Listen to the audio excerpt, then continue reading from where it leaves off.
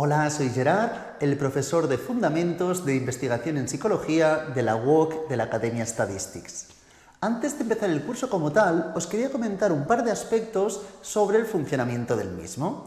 En primer término, indicaros que toda la docencia es online, mediante clases grabadas, como esta que ahora mismo estoy visualizando, así como también clases en directo.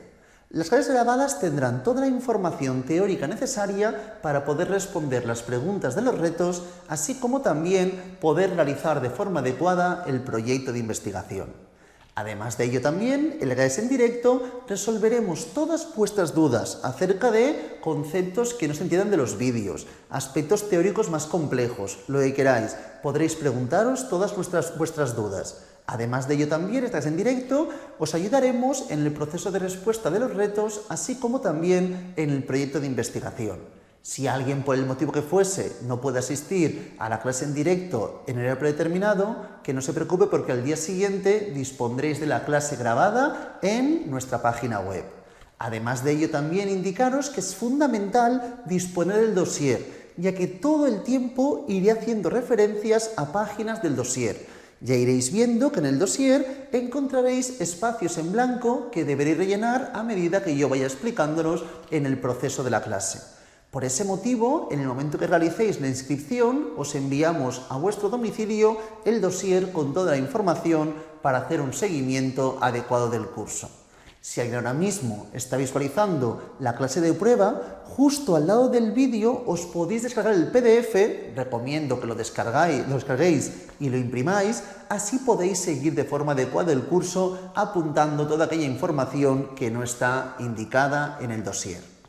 Y ya para finalizar, antes de adentrarnos en el curso como tal, indicaros que el mismo día del inicio del curso creamos un grupo de WhatsApp, formado por todos los alumnos y por el profesor, en este caso yo mismo, que me encargaré de responder todas vuestras dudas acerca de conceptos teóricos de la asignatura, acerca del funcionamiento de la asignatura, de lo que sea, cualquier duda que tengáis, ahí podréis preguntármela y estaré a vuestra disposición para responderos.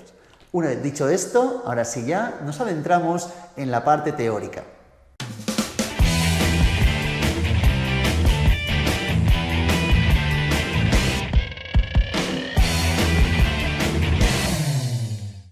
Empezamos ya con la información correspondiente a la asignatura.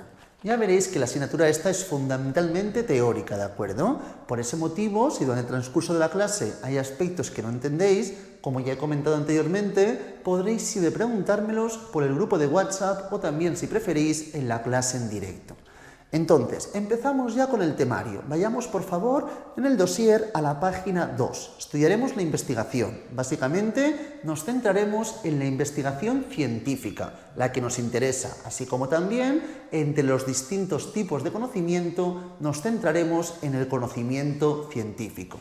Pero antes de estudiar el conocimiento científico, la investigación científica. Para ello, veremos que hay distintas maneras de conocer. Todas ellas nos aportarán información acerca o sobre la investigación científica, sean importantes en la investigación científica. Pero de las 5 maneras de conocer que tenemos en la parte superior, las fundamentales dentro de la investigación científica son las últimas 2, el uso de razón y la observación. Aún así, ahora mismo comentaremos estas 5 maneras de conocer. La primera, que todas estas son bastante deducibles, todas ellas, pero vamos a comentarlas rápidamente. La primera son las creencias adquiridas, ¿de acuerdo?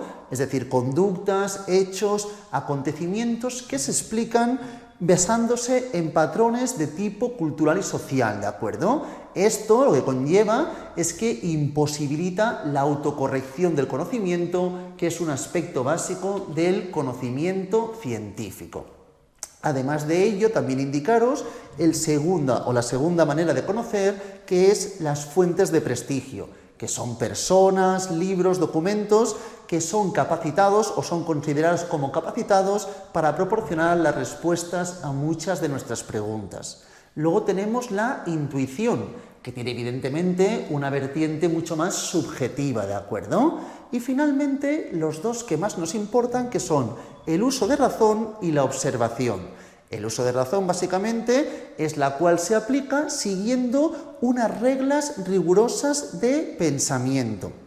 Entonces, de este modo, el modo de proceder del uso de la razón proporciona un cuerpo de conocimientos que, muy importante, están estructurados según las leyes de la lógica.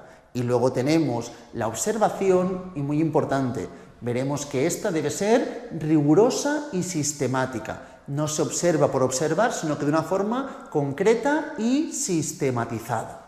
Una vez indicado esto, nos centramos en la investigación científica, que se nutre, como ya he comentado, de estas 5 maneras de pensar, de conocer, básicamente en las últimas 2. Si veis el pequeño esquema que tenemos en la parte central derecha de esta página 2, veis cómo la investigación científica se nutre de las 5 maneras de conocer, aunque fundamentalmente las 2 primordiales son el uso de razón y la observación empírica.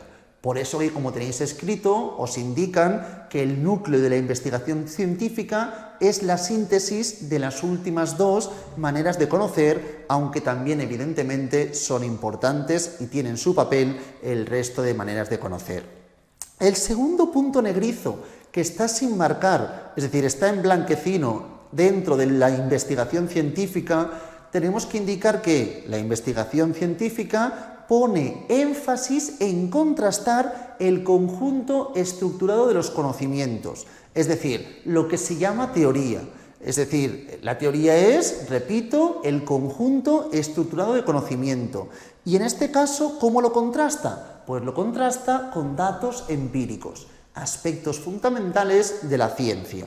Y en tercer punto tenéis las características de la investigación científica, que evidentemente es la que se basa en el método científico. Tenéis aquí 4 y muchas de ellas ya las hemos ido comentando, ¿de acuerdo?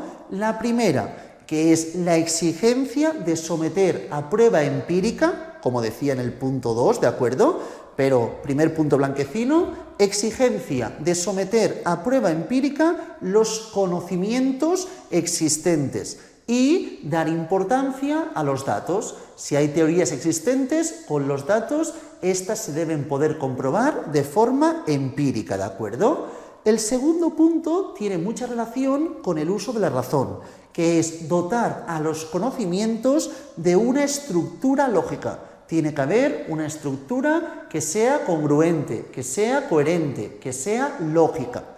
El tercer punto, y tiene cierta relación, pero en forma de antítesis con lo que decíamos de las creencias adquiridas, si recordáis, en el primer punto de todo, creencias adquiridas, indicábamos que este tipo de creencia imposibilitaba la autocorrección. Cuando en el tercer punto blanquecino de las características tenemos que indicar o indicamos que el conocimiento tiene que ser autocorregible, es decir, que hay autocorrección del conocimiento, ¿de acuerdo? Y por ese motivo, como se va autocorrigiendo, llegamos al cuarto punto, que es la provisionalidad.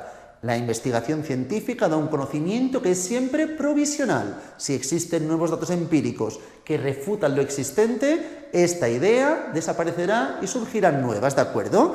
Entonces, estas son las 4 características. La información de la empiria, datos empíricos siempre, que sea, como hemos dicho, con una estructura lógica, autocorregible y, por lo tanto, cuarto punto, provisional.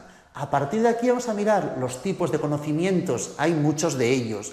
Aquí comentaremos 4 solamente, centrándonos en el último, que es el conocimiento científico, pero miraremos distintos tipos, ¿de acuerdo? Ahora mismo, en primer término tenemos la magia, ¿de acuerdo? Que, como bien nos indican, es una metodología bien establecida y muy importante. Aunque haya una contrastación empírica que refute los datos, no se produce ninguna modificación en los conocimientos ya existentes, ¿de acuerdo? Por lo tanto, en el punto blanquecino que tenéis en magia, a diferencia de lo que ocurre en la investigación científica, tendremos que indicar que los datos no mandan, mandan los conocimientos previos, ¿de acuerdo? Es decir, que existe cierto rechazo a los datos, aspecto que no ocurría, o que no ocurre más bien dicho, cuando trabajamos con el conocimiento científico. Luego tenemos el conocimiento tecnológico. Este se basa básicamente en la empiria, ¿de acuerdo? Pero a diferencia del conocimiento científico, no lo estructura mediante un cuerpo teórico, sino que más bien va acumulando la información, ¿de acuerdo? Se basa en la empiria, pero mediante la acumulación. No se pregunta generalmente cuáles son las causas que producen a los fenómenos. Por ese motivo, o esa diferencia básica respecto al conocimiento científico, ¿de acuerdo?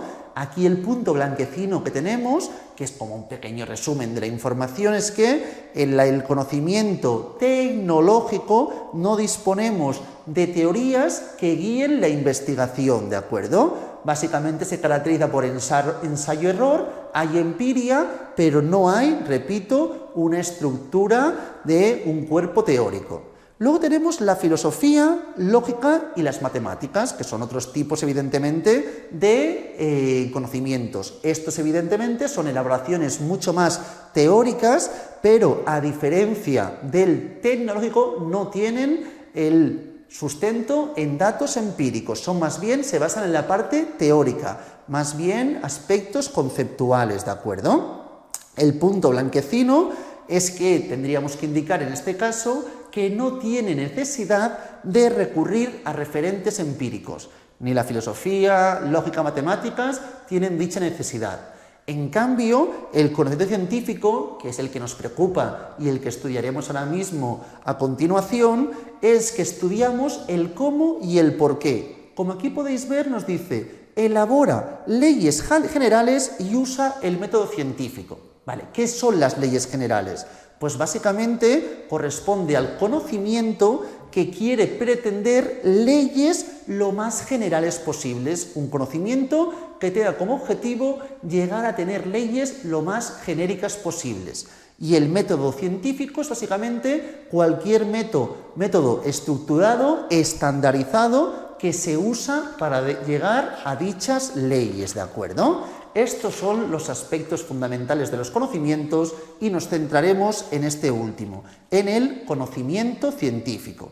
Para ello vamos a estudiar todos aquellos aspectos relacionados con dicho conocimiento. Para ello, por favor, ya en la página 3 tenemos la ciencia, que aquí en este caso hablaremos de los supuestos, objetivos y características, ¿de acuerdo? Si os fijáis, tenemos la información en la página 3, parte central superior de los supuestos, y luego tenemos aquí los objetivos también. Pero antes de ello, vamos a indicar que, como podéis ver aquí, que el método científico nos permite básicamente obtener conocimientos que tienen dos conceptos, dos características principales.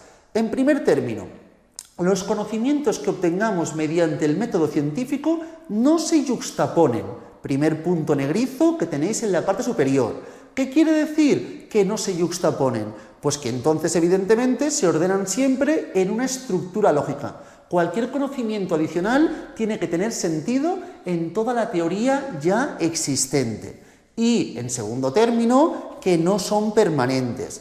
Puesto que los datos siempre se van planteando o se provienen de la observación empírica, estos pueden reforzar o refutar aquellas teorías, aquellas leyes de las que partíamos. Por lo tanto, en el supuesto que diferentes datos puedan llegar a contradecir lo que ya existe, estas teorías van modificándose. Por eso no hablamos de conocimiento permanente. Y ahora sí, ya que vamos a estudiar los supuestos, objetivos y las características. En primer término, los supuestos. Básicamente tenemos dos: universo ordenado y accesible al conocimiento. ¿Qué quiere decir que sea ordenado? Pues que básicamente la realidad sigue unas regularidades. Muchas de ellas pueden observarse a partir de la experiencia cotidiana, otras no, pero sí que se puede estudiar la regularidad. Por eso muchas veces el objetivo final de la ciencia es llegar a hacer predicciones.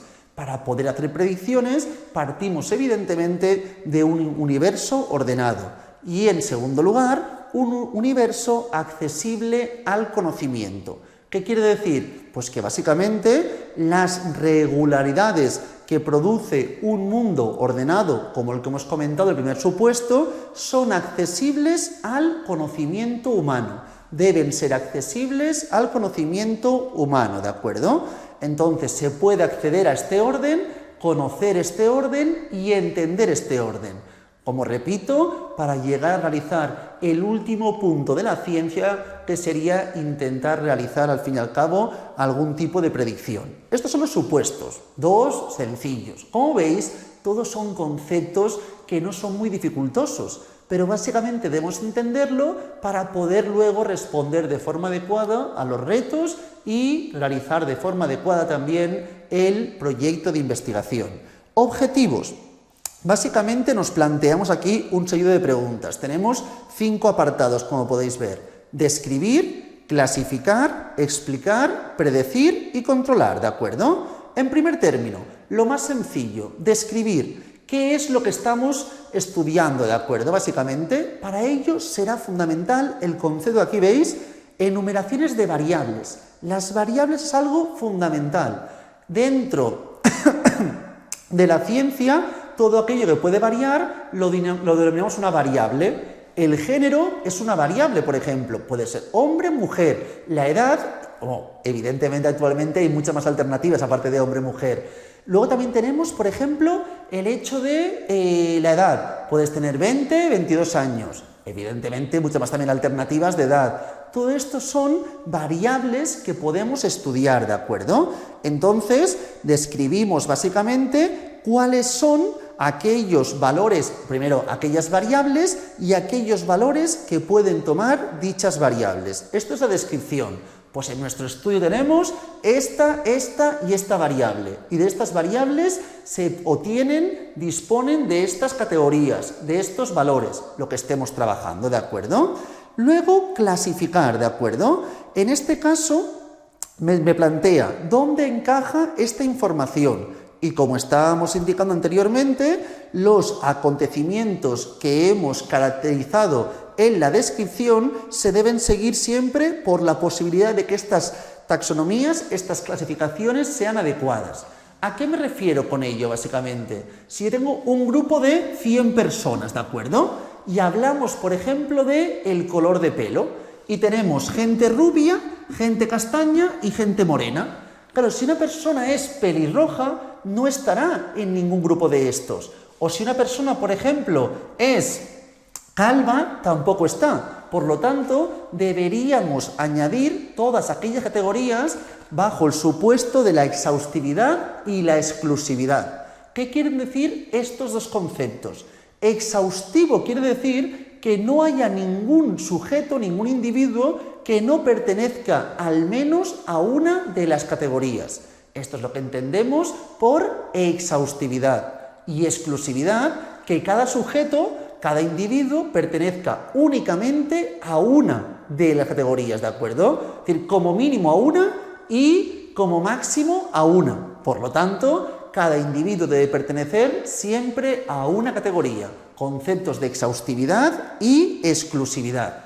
Tercer punto objetivo del conocimiento científico es explicar, ¿de acuerdo? Entonces, básicamente aquí corresponde a averiguar las causas del acontecimiento y las variables que lo producen. Vale, esto viene explicado por esto. El color de pelo viene determinado por nuestros padres, o viene determinado por el ambiente, viene determinado por lo que sea. Entonces, aquí estudiamos qué relación existe entre las variables, básicamente. Por ese motivo, en el siguiente punto nos hablan de relaciones de causalidad. Estudiamos esto causa esta variable es la que está causando a esta. Si yo estudio más horas, en principio sacaré mejor nota en el examen. Eso es lo que estamos estudiando en el tercer objetivo. A partir de aquí, las relaciones de causalidad, pregunta poco recurrente, pero ya que lo tenemos aquí, os lo comento, ¿de acuerdo? Siempre, generalmente, tenemos una contigüidad temporal. Primero va uno y luego va otro, una variable que causa la otra, ¿de acuerdo? Pero luego también puede ser que haya o que no haya contigüidad espacial, ¿de acuerdo? Generalmente hablamos de un contacto.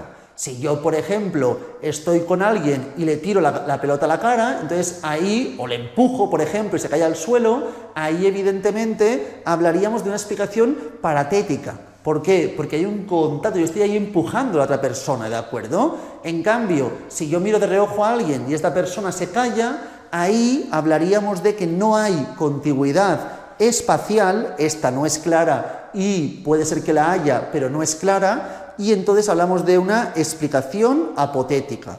En el supuesto que hubiese una contigüidad espacial, no sería tan clarividente como en la paratética, ¿de acuerdo? Entonces, básicamente, esto corresponde al tercer objetivo, que corresponde a explicar. Luego tenemos predecir. ¿Qué es lo que ocurrirá? Aquí ya tenemos un conocimiento ya más elaborado. Si la variable independiente, que lo veremos luego, tenemos ciertos valores, comporta otros en la variable dependiente. Esto será información básica dentro de el hecho de predecir, ¿de acuerdo? Básicamente, conocemos las causas y queremos predecir los efectos sobre la variable dependiente. Si tú estudias para el examen 20 horas, sacarás en el examen tal nota. A lo mejor no puedo decir nota exacta, pero puedo hacer un intervalo, ¿de acuerdo? ¿Qué nota esperamos que obtengas estudiando tantas notas? Esta sería la información correspondiente a las predicciones. Y por último tenemos controlar. ¿Cómo puedo cambiar, básicamente? Aquí es cómo puede comportar cambiar alguna de las variables, generalmente las independientes o las extrañas que luego iremos viendo con tranquilidad, para que a nuestra voluntad se modifique el fenómeno que quiero estudiar, que corresponde a la variable dependiente. Una vez visto esto, vamos a mirar los rasgos definitorios que caracterizan al método científico, es decir, las características. Habíamos comentado que hablaríamos de los supuestos, de los objetivos y de las características que tenemos en la parte inferior. Estas características pues no son nada diferente a lo que ya hemos ido comentando y vamos aquí ahora mismo a resumirlas, ¿de acuerdo? En primer término, pues evidentemente método científico es empírico, es exigencia básica someter siempre a empiria, a prueba empírica, todos los conocimientos, ¿de acuerdo? Segundo punto, siempre los conocimientos deben tener una estructura lógica. Luego también hablamos de la autocorrección, ¿de acuerdo? Y luego también hablábamos, como bien sabemos, de provisionalidad. Y por último, quinto punto distinto al que ya sabíamos, adicional a lo que ya sabíamos, ¿de acuerdo? Que hay una sola lógica del trabajo. Como podéis ver, es una lógica de investigación, que todo debe ser sistemático, ordenado. Eso es fundamental, ¿de acuerdo? Dentro de la ciencia vamos siempre a conseguir que sea lo más sistemático posible. Un ejemplo muy evidente es la observación. Muchas veces que veremos que es una de las metodologías utilizadas dentro de psicología, la observación. Y tendemos a veces a pensar que la observación no puede ser científica, porque si dos personas distintas observamos a la misma persona, puede ser que uno se fije en cómo habla y otro se fije en sus movimientos. Y nos podemos fijar en aspectos muy distintos. Entonces, ¿qué hacemos? Más que observar todo como porque sí, lo que hacemos es intentar ordenar y sistematizar de la mejor forma la información. Haciendo que, por ejemplo, aquí podemos trabajar con un instrumento que es el sistema de categorías. En vez de observar libremente a la persona, lo ordenamos, lo sistematizamos y ponemos categoría A, que corresponde a mover únicamente la mano izquierda. Categoría B, mover únicamente la mano derecha. Es decir, mano izquierda sería, muevo mano izquierda y la derecha la mantengo sin mover, inmóvil. Mano derecha, muevo la derecha y la izquierda sin mover, inmóvil. Mover ambas manos, que sería la categoría C, y D, no mover ninguna mano. Las dos manos inmóviles, ¿de acuerdo? Inmóviles las manos. Entonces, Así podemos plantear de forma estructurada, sistematizada, algo que en un primer término parecía complejo poder realizarlo. Esto básicamente es uno de los aspectos de las características básicas del método científico. Y por último, las relaciones limitadas. Estas relaciones limitadas se trata básicamente de una ampliación del principio de simplicidad. El principio de simplicidad lo tenéis en el punto blanquecino de la página 4, parte superior. Este principio de simplicidad únicamente nos indicaba que cuando teníamos o tengamos dos teorías que encajen con los datos, generalmente lo más recomendable es que nos quedemos con la más simple, ¿de acuerdo? Y de ahí trabajamos con las relaciones limitadas, que como podéis ver son los acontecimientos que relacionamos en un cuerpo teórico, tendrán que formar parte del mismo dominio. Al fin y al cabo la idea es simplificar la información y que sea lo más factible poder demostrar dichos datos. Una vez tenemos esto, nos adentramos en la siguiente parte, que es la planificación de una investigación, ¿de acuerdo? Las fases del método. Tenéis claramente aquí 5 fases, que iremos siguiéndolas a continuación, pero quiero que veáis primero el esquema que tenemos en la página 4, parte superior derecha. Aquí tenéis las 5 fases. Primero, delimitación del problema y objetivos, con sus respectivas preguntas, ¿de acuerdo? Tenemos la fase con las preguntas que deberíamos responder en cada una de ellas. Y esto es lo que haremos a continuación. Todo esto, como veis, conceptos teóricos muy genéricos, no deben ser dificultosos, es más que nada, igual que ocurre con la ciencia, que ordenemos bien la información. En la página anterior mirábamos básicamente los supuestos, objetivos y características del método científico, ahora miramos la planificación, cuáles son las distintas fases del método científico. Empezamos por la primera, la hemos comentado ya, delimitación del problema y los objetivos y también la formulación de hipótesis. Formulación de hipótesis también se encuentra dentro de esta primera fase. Entonces, en la delimitación del problema y objetivos, tenemos 2 preguntas. ¿Qué queremos saber y por qué lo queremos saber? Entonces, en la información de qué queremos saber, importante, hay que formular, como pone aquí, con exactitud, cuál es el objetivo de la investigación, qué es lo que se quiere estudiar. Importante, tenéis 2 puntos blanquecinos. El primer punto, que quede claro que un mal planteamiento desde el momento inicial en la pregunta de qué queremos saber, es decir, delimitar el problema mal desde un buen principio, conlleva problemas de investigación, ¿de acuerdo? Entonces, en cualquier tipo de conocimiento, de investigación que estemos realizando, es fundamental realizarnos esta pregunta. ¿Qué queremos saber? Aunque parezca a veces muy simple, realicémoslo porque será fundamental para poder luego plantear de forma adecuada todo el proceso de investigación. En segundo punto, también indicar que en este caso es fundamental una buena revisión bibliográfica, ¿de acuerdo? En esta fase trabajamos con todos los datos existentes acerca de lo que queremos estudiar. Entonces, permite ello al investigador conocer el estado de la cuestión que queremos investigar, que queremos saber. Siguiente punto, ¿por qué lo queremos saber? ¿De acuerdo? ¿Cuál es nuestro interés? Desde un punto de vista teórico, aplicado o ambos. ¿Cuál es el interés que tenemos en este proceso?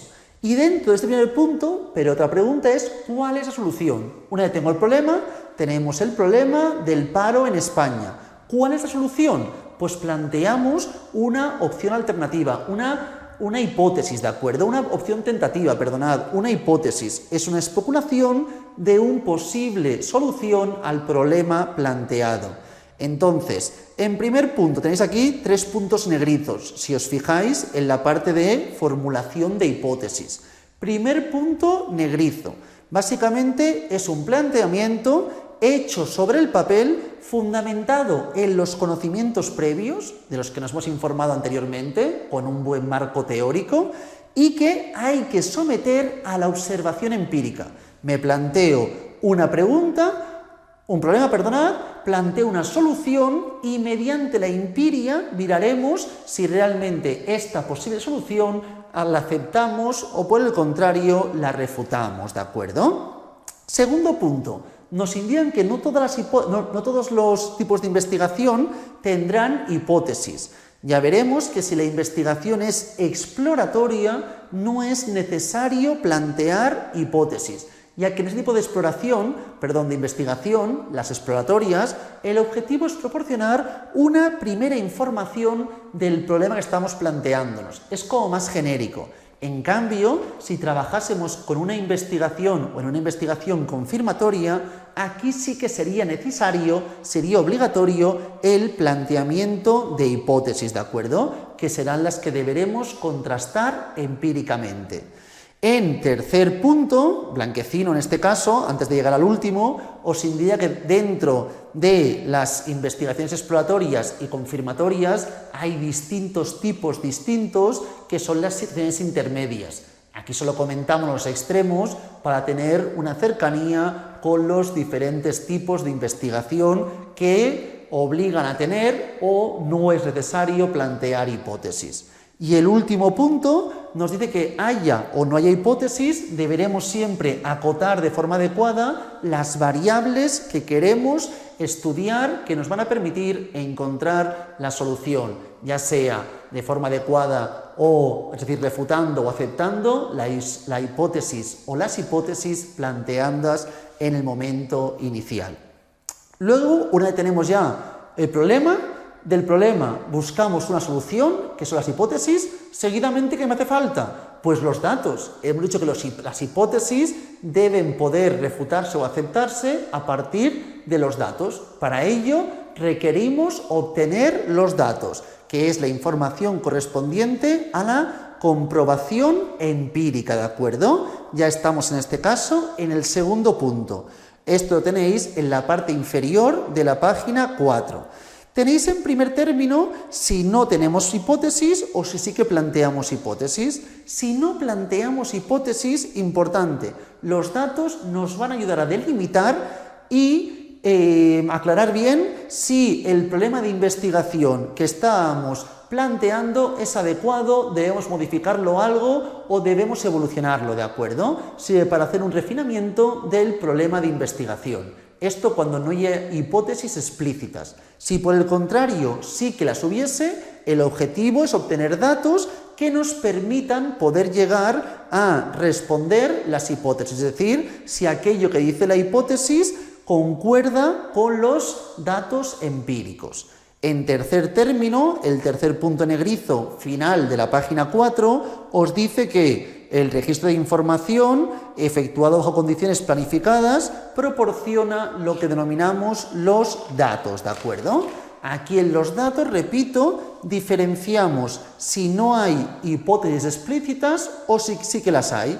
Si no hay hipótesis explícitas, repito, los datos indicarán si la dirección a la cual apuntamos para resolver el problema es adecuado o no es adecuado, ¿de acuerdo? Si la dirección que estamos planteando, si la resolución de nuestro problema mediante el problema de investigación es adecuado o no es adecuado. Si por el contrario sí que hubiese hipótesis, los datos comportarán la aceptación o refutar la hipótesis o las hipótesis planteadas en el momento inicial. Tercer punto, ya estamos básicamente si vamos al esquema, mirad, el tercer punto era la comparación de información empírica con los objetivos, ¿de acuerdo? En este caso, es decir, con las hipótesis. Para ello, básicamente, ¿qué vamos a hacer? Pues partiendo de la información de los datos, ver si rechazamos o no dicha información, si refutamos o aceptamos la hipótesis. Importante, análisis de los datos. Esto básicamente es una correcta presentación de los datos, mediante tabulación, es decir, tablas, gráficos, muchas veces se pueden sintetizar con distintos indicadores y ya veréis que muchas veces hasta se hace estadística inferencial, buscar si eso no es significativas estas diferencias. Pero importante, todo este trabajo que hacemos con los datos, este análisis de los datos, no consiste en modificarlos, solamente consiste en analizar, simplificar la información para poder llegar a respuestas más congruentes. Y luego tenemos, para finalizar, los resultados de la investigación, que se refiere básicamente a las decisiones tomadas por el investigador basándose en los datos. A partir de los datos tomaremos nuestras decisiones. Una vez tenemos esto, nos vamos ya al punto 4, que es la integración de los resultados en el contexto del problema. Recordad, por favor, en la página 3, por ejemplo, que nos decían que el conjunto de conocimientos no se yuxtaponen, sino que se ordenan de forma lógica. Pues esto básicamente es integrar la información obtenida dentro de las leyes generales ya existentes, ¿de acuerdo? Entonces, en este caso, los resultados, siempre y cuando no sean resultados ambiguos, producen un incremento de información respecto a los conocimientos que disponíamos, ya sean aceptando o refutando, pero nos van a hacer que aumente nuestro conocimiento, básicamente, ¿de acuerdo? Un incremento de la información. Si los resultados son positivos, tenéis 2 puntos blanquecinos, es decir, si realmente la hipótesis planteada la acabamos aceptando, tenía sentido, en ese caso deberemos integrar todo el nuevo conocimiento dentro de la estructura de conocimientos inicial, ¿de acuerdo? Esta estructura de conocimiento inicial debemos haberla planteado bien y tenerla bien estudiada, ya que al principio, cuando estábamos planteándonos el problema, es fundamental crear y disponer de un marco teórico conceptual adecuado. Y ahí es donde adentramos nuestros nuevos conocimientos mediante los datos empíricos que han aceptado la hipótesis planteada inicialmente. Entonces, muchas veces, evidentemente, a partir de esta información, de esta aceptación de la hipótesis y añadir la información en los conceptos teóricos ya existentes, pueden surgir nuevos problemas que serán el inicio de nuevas investigaciones. Y luego tenéis el segundo punto blanquecino, que es que los resultados sean negativos, es decir, que refutemos la hipótesis nula. Aunque la refutemos, también puede aportar información interesante, ya que nos puede llegar a abrir nuevos caminos, nuevas vías de investigación que lleven a la solución del problema. Una vez tenemos estos 4 puntos, el último, el más simple, que es la comunicación y difusión. ¿Qué quiere decir? De cualquier persona, evidentemente cualquier persona con un mínimo de conocimientos acerca del tema trabajado, del problema existente, tiene que poder llegar a hacer, si quisiese, la comprobación de los conocimientos y de los hitos de la actividad del investigador. Esto es fundamental, la comunicación y difusión del último punto de las fases del método científico. Una vez tenemos esto, y antes de continuar con la información de las variables que tenemos en la página 6, anteriormente ya he comentado algo de las variables, pero luego comentaremos aspectos fundamentales de las variables con los que acabaremos la clase de hoy, ¿de acuerdo? Pero antes de ello tenemos aquí el planteamiento de objetivos, la investigación basada en las pruebas, ¿de acuerdo? Esto lo tenéis en la página 5, parte inferior. ¿Cuáles son las preguntas de investigación? Tenéis 3 tipos, ¿de acuerdo? Existencia, esto existe, descripción, ¿qué es esto? Las características, y relación, ¿qué relación hay? Y si es causal, si una afecta a la otra. Veremos que generalmente hay 2 tipos de relaciones, las bidireccionales y las unidireccionales. Lo comentaremos seguidamente.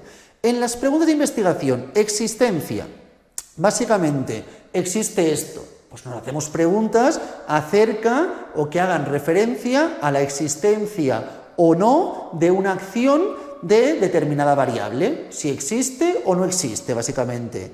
En la descripción y clasificación, preguntas que llevan a hacer, evidentemente, clasificaciones, descripciones, al fin y al cabo, listados de variables. Y por último, lo que me importa más, la relación, es decir, si existe o no existe una relación entre las variables. Y aquí estudiamos 2 tipos de relación, la relación bidireccional y la relación unidireccional. Cuando hablamos de relación bidireccional, Estamos hablando de relación muy importante, simétrica. No estudiamos que una variable afecte sobre otra, solamente si hay relación. Por ejemplo, yo estudio, ¿hay relación entre peso y altura? Es diferente a una relación unidireccional, que sería cuando una de ellas causa la otra. Si yo me preguntase, ¿la altura influye en el peso? ¿La altura determina el peso? ¿La altura afecta en el peso? Ahí sí que tendríamos una relación unidireccional. Entonces, lo que quiero que veáis que no es por el tipo de variables, sino cómo nosotros planteamos la información. Según el planteamiento que realicemos, evidentemente se podrá hablar de unidireccional o, por el contrario, bidireccional, ¿de acuerdo? Entonces, en la bidireccional solo estudiamos si hay o no hay asociación, sin buscar la causalidad de una variable sobre otra. En cambio, en el unidireccional, en las relaciones unidireccionales, sí. Ahí sí que buscamos que una variable sea la de causa, la que provoca, la que determina a la otra variable, ¿de acuerdo?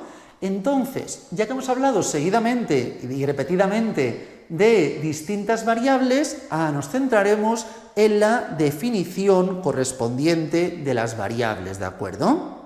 Miraremos cuáles son las características fundamentales de estas variables, aunque posteriormente en la página 7, parte central inferior, también estudiaremos cómo se miden las variables, ¿de acuerdo? Si os fijáis, página 7, centro, me hablan de la medida de las variables, y parte inferior 7 de escala de medida, ¿de acuerdo?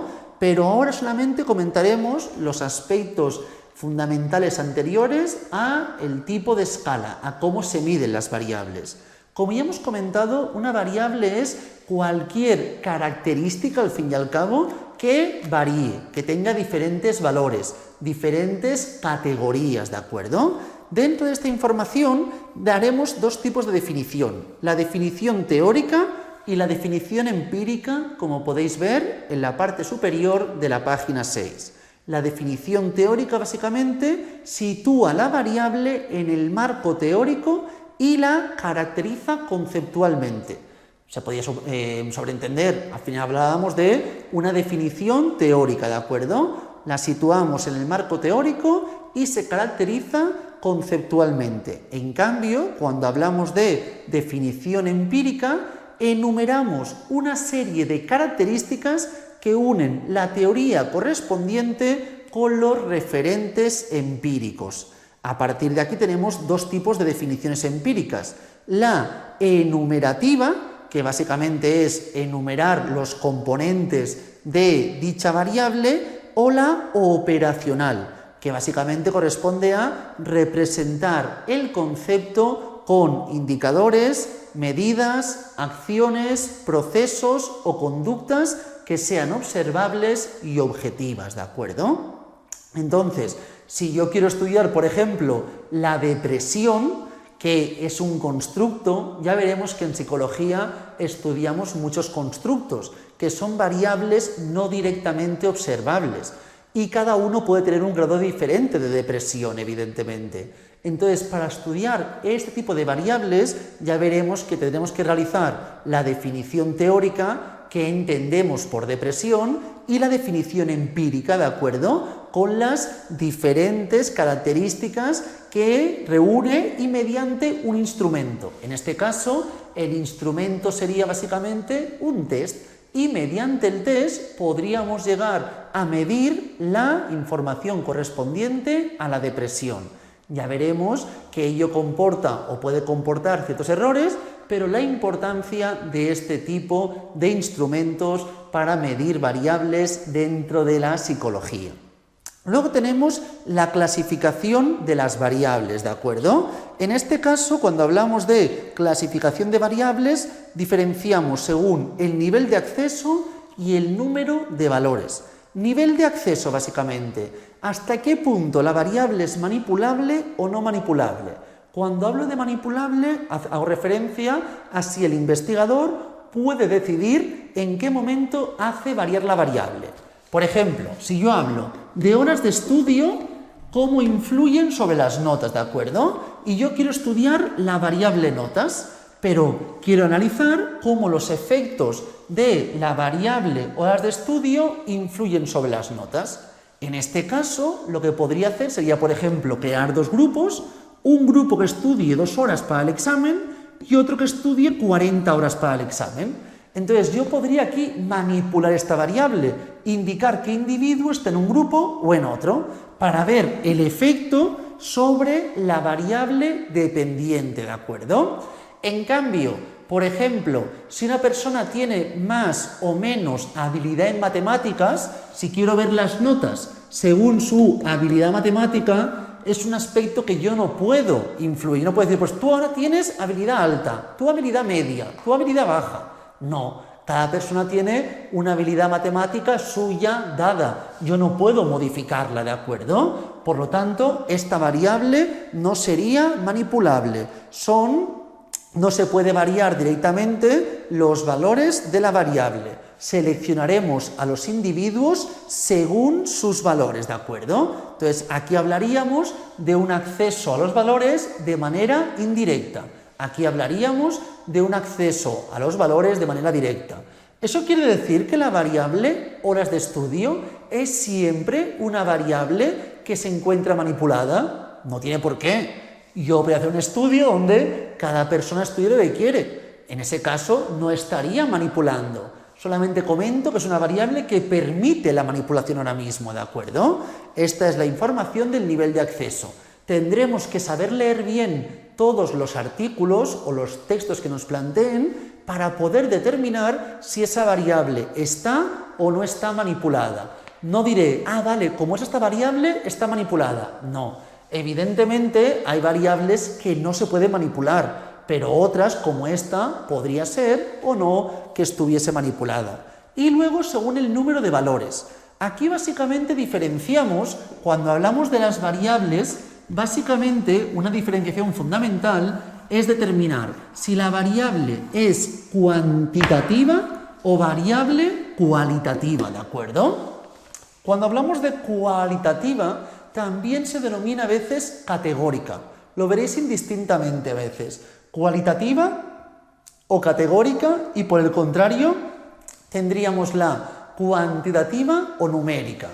La cualitativa o categórica es aquella donde los valores hacen referencia, la variable hace referencia a atributos, por ejemplo, color de pelo. Entonces, aquí los números, si los hay, son solo para clasificar. Por ejemplo, tendríamos morenos, rubios, castaños y lo que quisiésemos, ¿de acuerdo? Podemos plantear un número como etiqueta, pero sería solo eso, una etiqueta, ¿de acuerdo? Entonces tendríamos las variables qualis que hacen referencia a atributos, nacionalidad, género, la información de color de pelo que planteábamos, todo esto, son variables qualis. Las cuantitativas o numéricas hacen referencia a valores numéricos que no son simplemente etiquetas, ¿de acuerdo? Que tienen un significado numérico como tal. Aquí, básicamente, dentro de las quantis diferenciamos las discretas y las continuas, ¿de acuerdo? Las variables discretas básicamente corresponden a aquellas que entre dos valores consecutivos no puede haber ningún valor. Por ejemplo, si os hablo de el número de hijos, tú puedes tener un hijo o 2 hijos, pero entre 1 y 2 no puede haber ningún valor. Por muy sensible que sea la herramienta de medida, no puedo ser más preciso, imposible. En cambio, las continuas sí, según la sensibilidad de la herramienta de medida, cada vez puedo ser más y más y más preciso. Por ejemplo, si hablo de la altura, si hablamos de centímetros, puedes medir 170, 171. Pero si la herramienta fuese más sensible, podría llegar a medir muchos más concreto, ¿de acuerdo? Entonces, eso es cuando hablamos de variables continuas. Si me hablan, por ejemplo, de la edad medida en años, edad en años es discreta, pero edad en genérico sería continua, pues se puede medir en años, en meses, en días, en segundos y así progresivamente ser cada vez más y más y más preciso. Entonces, si por ejemplo os hablo de los buses de vuestra ciudad, que tenemos el bus 42, el bus 35, el bus 8.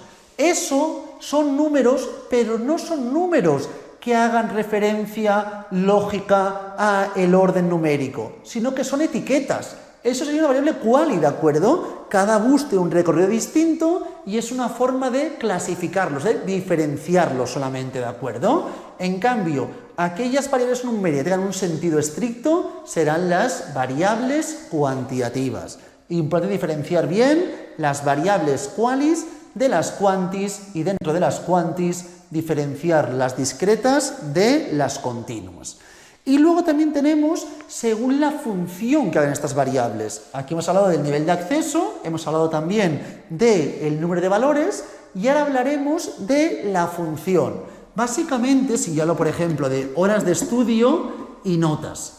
Horas de estudio y notas, evidentemente las dos serían variables cuantitativas, ¿de acuerdo? Si yo hablase de repetidor sí, repetidor no y notas, aquí sería una variable categórica cualitativa y otra cuantitativa. Entonces, evidentemente, podemos plantear distintas variables quantis o qualis en las distintas funciones.